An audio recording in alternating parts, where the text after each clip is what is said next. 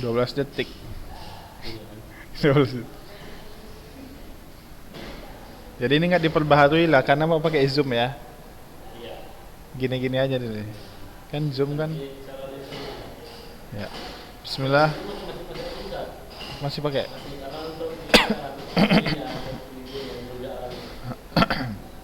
Bismillah, alhamdulillah, wassalatu wassalam ala rasulillah wa ala alihi wa sahbihi wa man tabi'ahum bi ihsanin ila yaumiddin. Alhamdulillah, pada kesempatan kali ini kita masih diberikan nikmat oleh Allah Subhanahu wa taala sehingga kita dapat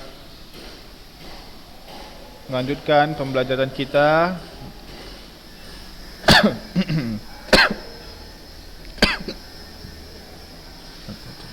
pada mata pelajaran akidah ya. Mata pelajaran akidah.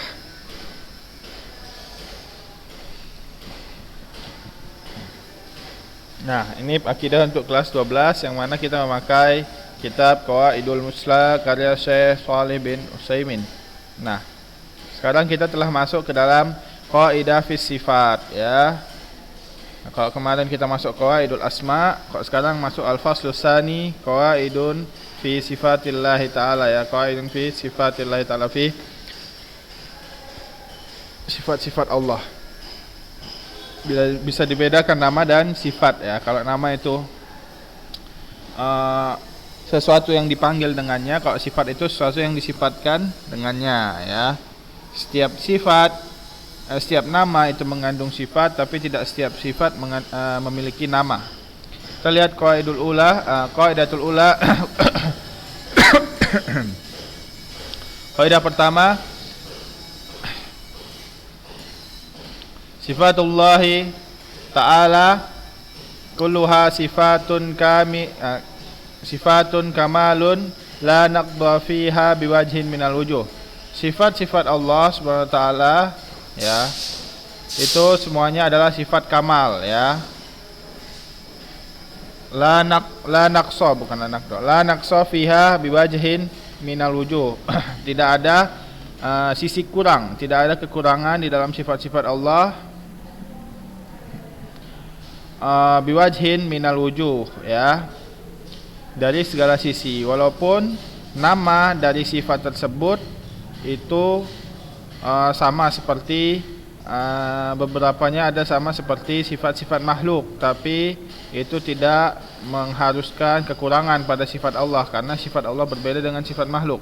Contohnya kal hayat wal ilmu wal qudrah was sam'u wal basar wal rahmah wal izzah wal hikmah wal ulu wal uzmah wa ghairu dzalik ya.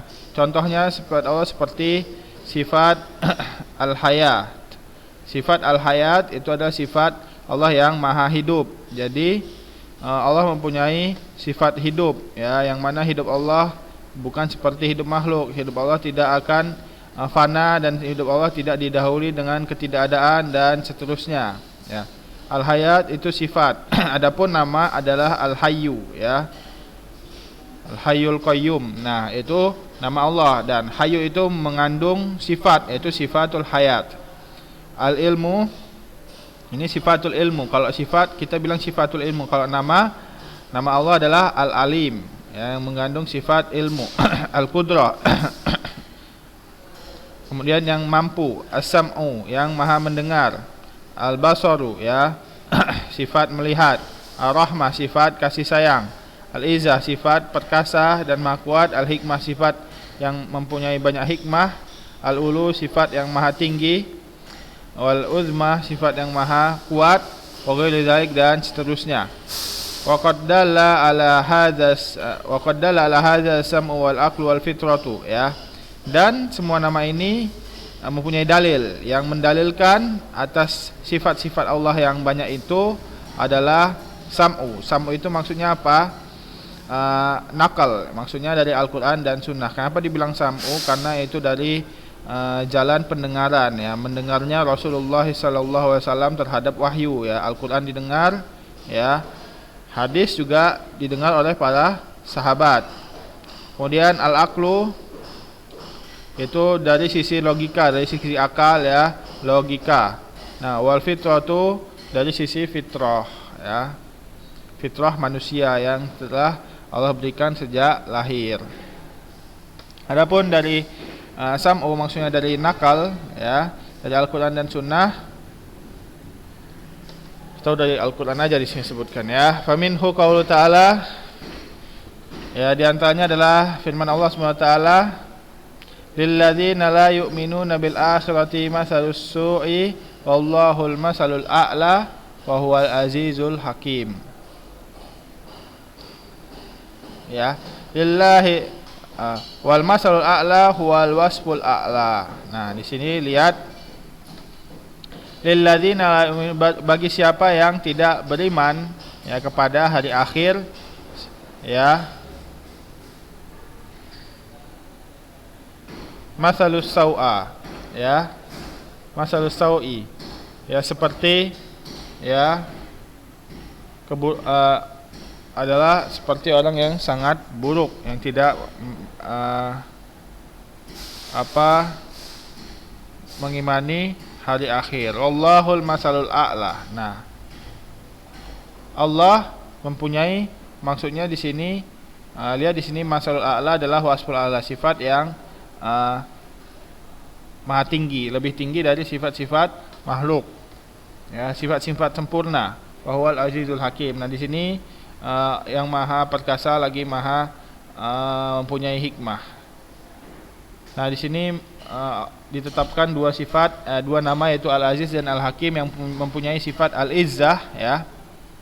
Aziz itu mempunyai sifat Al-Izzah, Al-Hakim mempunyai sifat Al-Hikmah, ya. Nah, sini lihat masalul a'la itu adalah perbandingan yang lebih, ya, perbandingan yang lebih. Maksudnya apa? Allah sifatnya lebih tinggi daripada sifat makhluk, ya.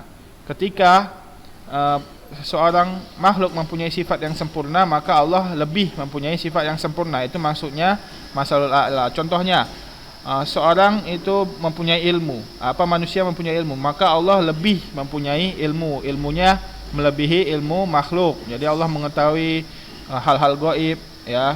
Allah mengetahui semua yang tersembunyi, yang paling kecil, ya.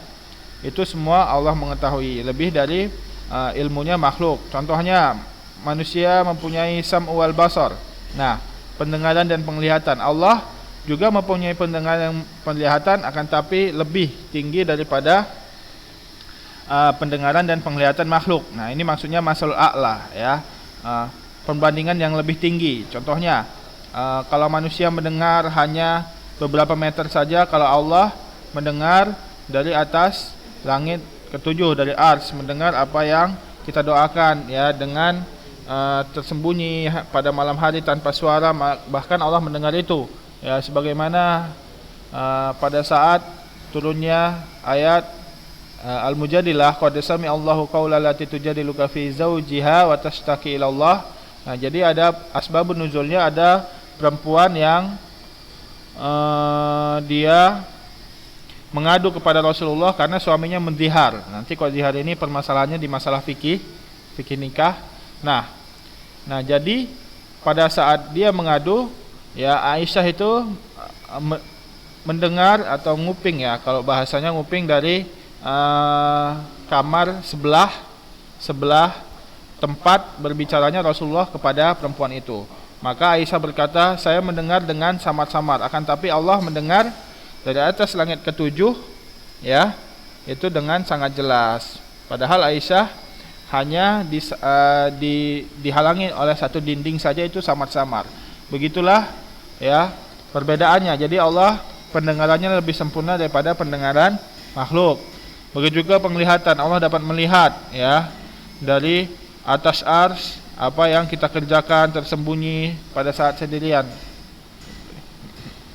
Adapun manusia hanya sebatas penglihatan sejauh mata memandang saja, ya. Kalau misalnya dibatasi oleh suatu benda, dibatasi dinding, maka manusia tidak bisa melihat apa yang di balik dinding tersebut.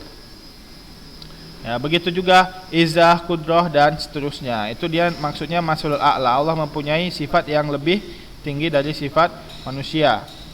wal akal. Nah, amal akal ya, adapun dari sisi logika,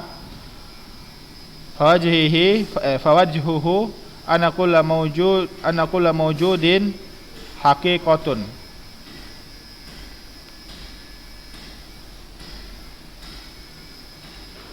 Fala budda antakuna lahu sifatun, imma sifatul kamalin wa imma sifatun naqsin wa tsani batilun binisbati ila rabb al-kamil al-mustahiqu lil ibadah, wa lihadza azhara Allah ta'ala butlana uluhiyatil asnami bittisafiha binaqsin wal ajzi, ya, kama qala Allah Ta'ala.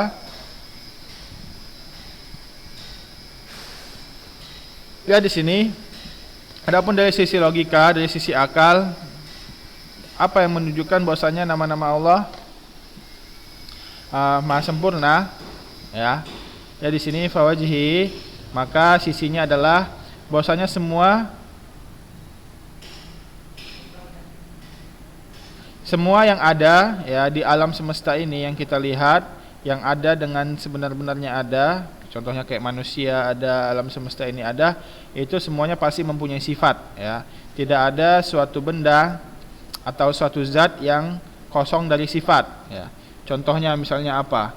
Misalnya contohnya pintu, itu sifatnya apa? Sifatnya persegi panjang, warnanya apa? Keras, kayak gitu. Contohnya tutup botol, warnanya misalnya tutup botol aqua, misalnya warnanya biru bulat, itu pasti dia mempunyai sifat.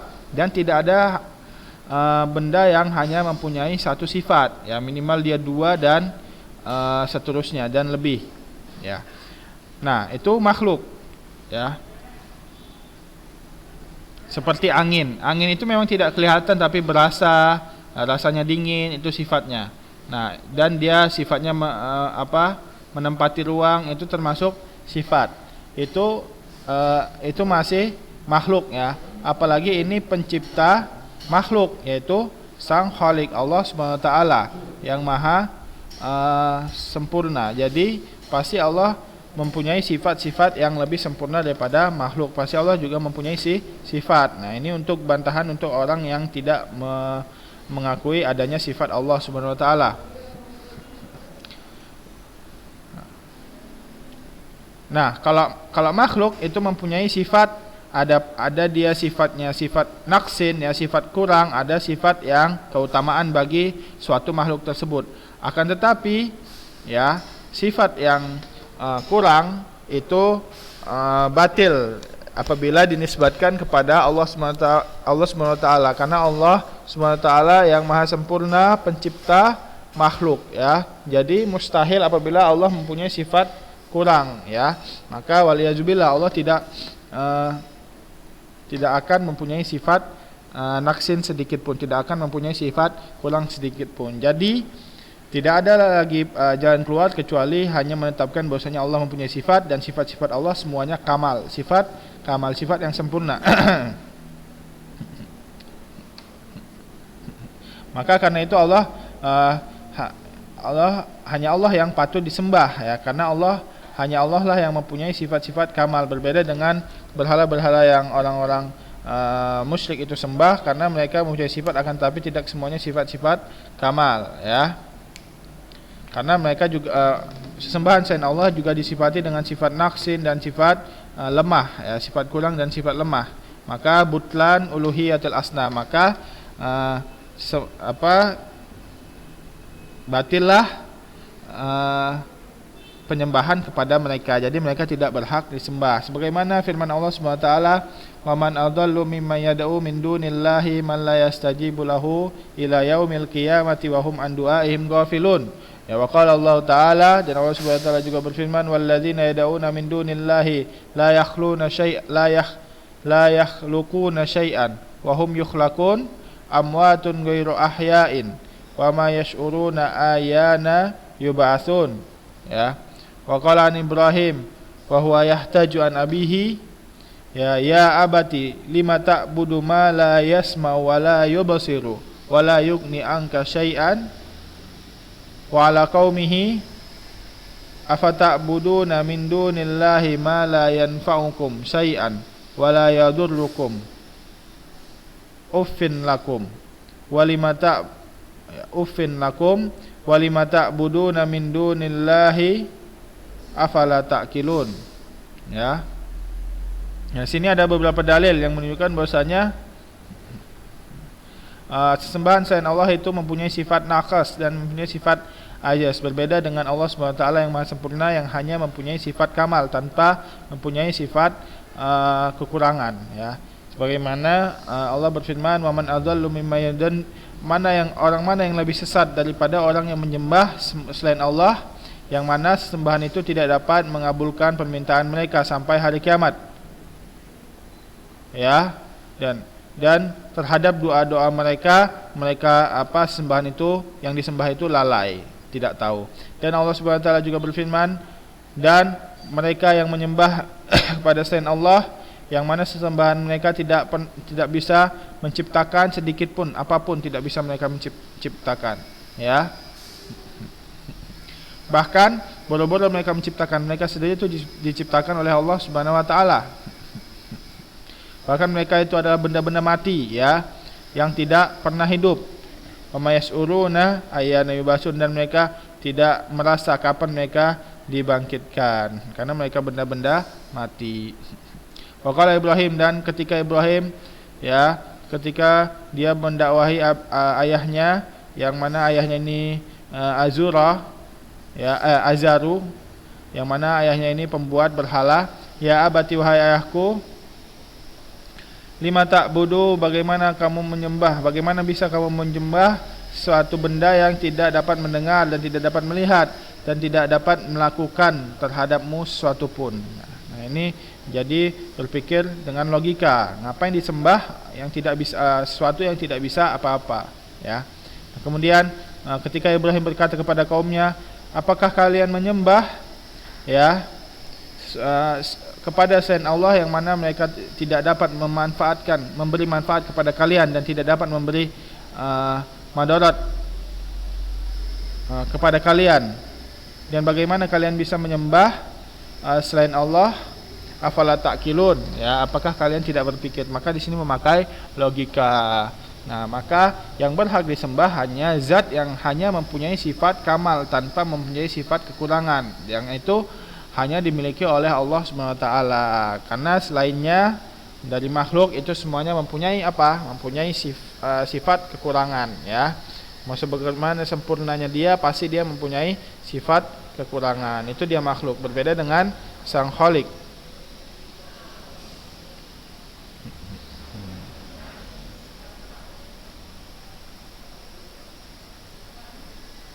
Kita lihat waktunya masih lama, ya, kita selesaikan satu kaidah ini aja. Summa innahu qad sabata bil hissi wa musyahadati anna lil makhluqi sifatun kamalun wa hiya minallahi ta'ala fa mu'til kamal aula bihi. Nah, mungkin bisa juga dengan logika bahwasanya kita bisa melihat makhluk-makhluk yang mempunyai sifat sempurna.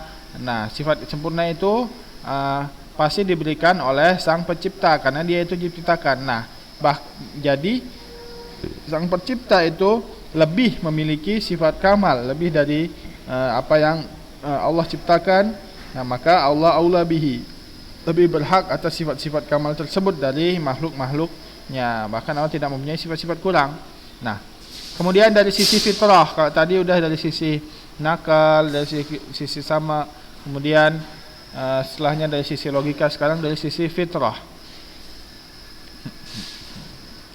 Fitrah. Fal'an an-nufus as-salimah, an-nufusu as-salimatu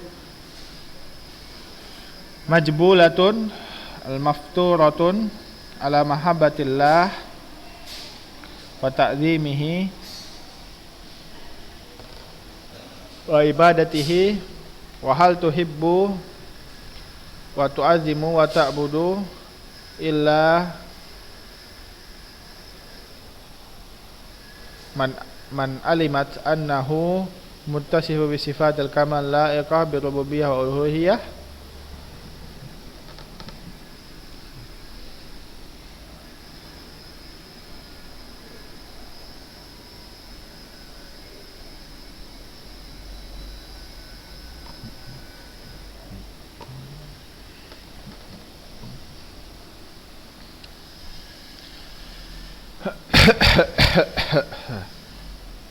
Kita lihat di sini.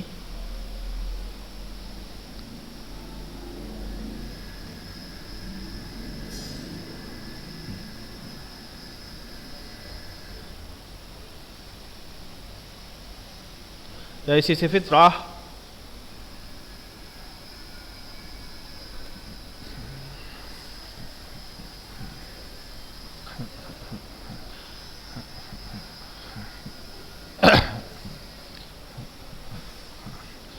sisi fitrah, kita lihat bahwasanya sekarang banyak diri-diri manusia yang masih di dalam fitrah, ya, kepada kecintaan kepada Allah Subhanahu wa taala dan pengagungan kepada Allah Subhanahu wa taala dan beribadah kepada Allah Subhanahu wa taala. Apakah mereka mencintai, ya, dan mengagungkan kecuali dengan apa-apa yang mereka sifatkan dengan sifat-sifat kamal dan cocok dengan rububiyah dan uluhiyah, ya, bukankah begitu? Itu maksudnya dari sisi fitrah. Maksudnya mereka yang hanya beriman kepada Allah Subhanahu wa taala, hanya menyembah Allah Subhanahu wa taala, bukankah mereka sesuai fitrah mereka dan mereka hanya menyembah zat yang mempunyai sifat kamal, ya, kecuali ketika ada zat yang suatu zat yang diibadahi, kemudian zat ini mempunyai sifat nakas, maka tentu fitrah itu tidak akan menyembahnya. Akan tapi zat Allah Subhanahu wa taala tidak mempunyai sifat nakas, akan tapi hanya mempunyai sifat kamal, maka inilah dia sesuai fitrahnya yang berhak diibadahi. Itu dia. Fa idza kanat sifatu naqsan la kamala fiha fahiya mumtani'atun fi haqqillahi ta'ala al mauti wal jahli wan nisyani wal ajzi wal ama was samam wa nahwiha liqauli ta'ala wa tawakkal 'alal hayyil ladzi la yamut wa qala an Musa fi kitabin la yadhillu rabbi wa la yansa fi kitabil la yadhillu rabbi wa la yansa wa qawluhu wa ma kana Allahu liyu'jizahu min syai'in fis samawati wala fil ardi wa qawluhu am yahsabuna anna la nasma'u sirrahum wa najwahum bala wa rusuluna ladaihim yaktubun. Wa qala Nabi sallallahu alaihi wasallam fi Dajjal innahu a'warun wa inna rabbakum laysa bi'awarin. Wa qala ayyuhan nasu irba'u ala anfusikum fa innakum la tad'una asamma wala ghaiban.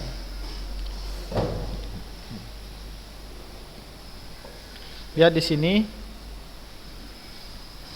ya, apabila ada suatu sifat yang itu tidak ada di dalamnya kesempurnaan sedikit pun, bahkan itu hanya sifat-sifat kurang, ya, ada beberapa sifat yang itu hanya sifat kurang tanpa ada sifat kamal, maka itu mumtani'ah maksudnya mustahil bagi Allah Subhanahu wa taala, bahwa Allah tidak akan pernah mempunyai sifat tersebut, ya. Fi haqqillahi ta'ala. Seperti apa? Seperti maut. Jadi Allah tidak akan pernah mempunyai sifat maut, ya, apalagi jahal, ya, wanisyan, apalagi lupa, ya, wal ajzi, apalagi apa itu? Ajz itu lemah, apalagi buta, apalagi somam, ya, somam itu tuli, ya, dan seterusnya sifat-sifat yang kurang dari setiap sisinya, maka itu mumtani'ah, mustahil pada hak Allah Subhanahu wa taala, sebagaimana Allah Subhanahu wa taala berfirman wa tawakkal 'ala hayyil ladzi la yamut, dan bertawakallah kepada zat yang maha hidup. Nah, di sini disebutkan yang maha hidup yang tidak mati. Jadi di sini Allah tidak mempunyai sifat mati.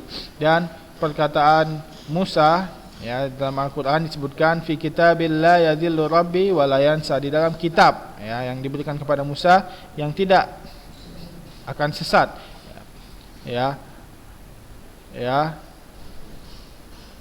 tidak akan menyesatkan di dalamnya, ya, dan tidak akan lupa. Nah, di sini Rabbnya tidak akan, Rabb Musa tidak akan menyesatkan dan tidak akan lupa. Nah, di sini jadi ada beberapa sifat yang mumtani, ya, sifat nafiyah. Yang pertama,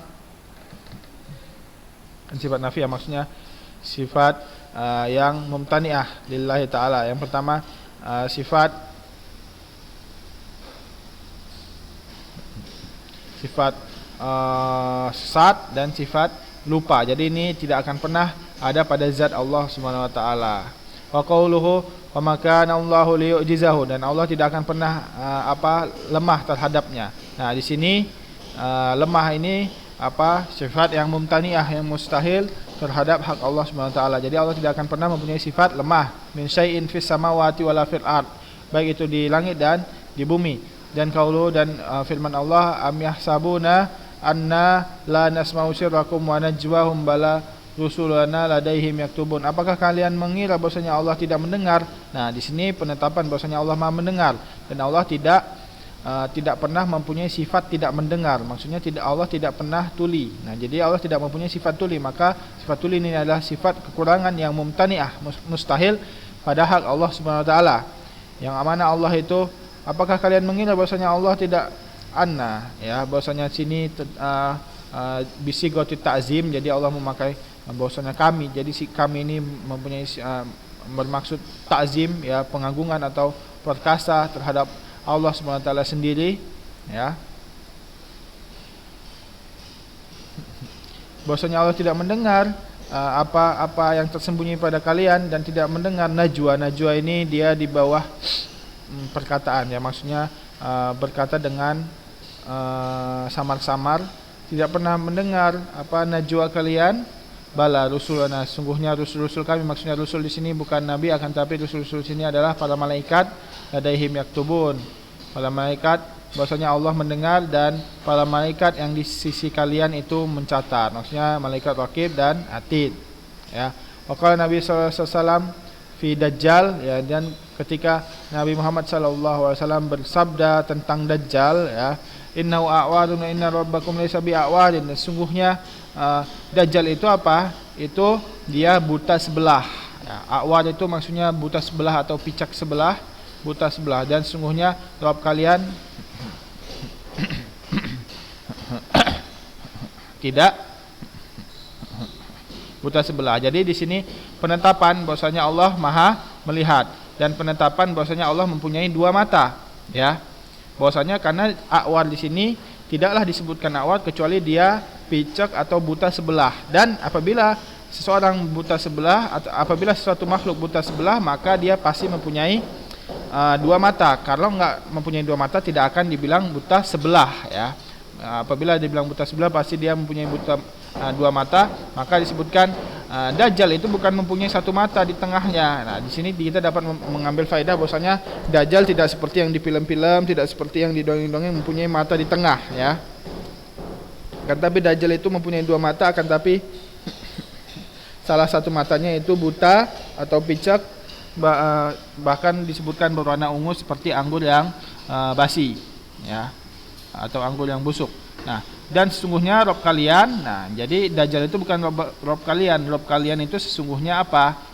Laisa bi'awar, yang tidak buta sebelah.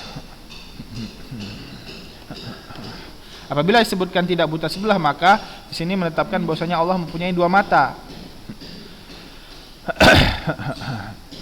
Jadi mempunyai dua mata, dan Allah tidak buta sebelah. Jadi dua mata Allah, benar Allah mempunyai dua mata yang hakiki, yang hakikat, tapi kita tidak mengetahui bagaimana mata Allah karena itu adalah ilmu gaib, ya.